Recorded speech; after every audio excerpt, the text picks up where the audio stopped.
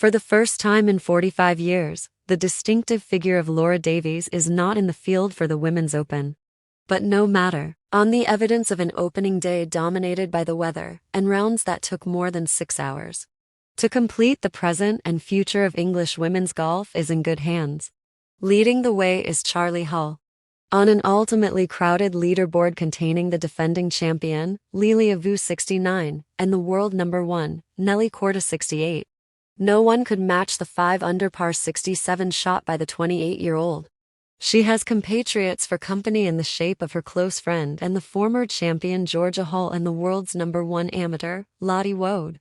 So it was that, aided by the afternoon easing of a wind that gusted to more than 40 miles per hour before lunch, Hull was the best of the English bunch.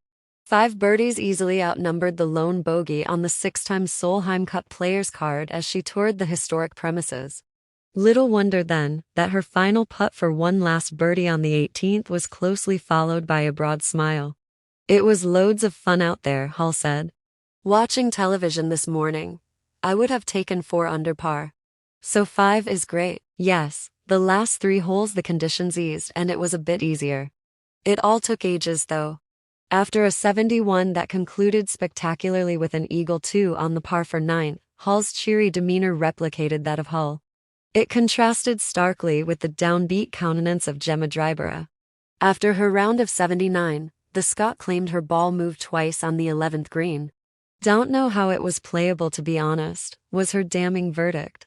Despite having to contend with the worst of the winds, Hull enthused at length about what she calls my favorite place and course in the world. "I looked out my hotel room window at 5 a.m., she said. "The flags on the range told me it was blowing a gale. I was like, that's great, hope it stays like that." Today was definitely some of the toughest weather I've played in. And probably the windiest. It was such a battle, but I love those conditions, whether I play bad or not.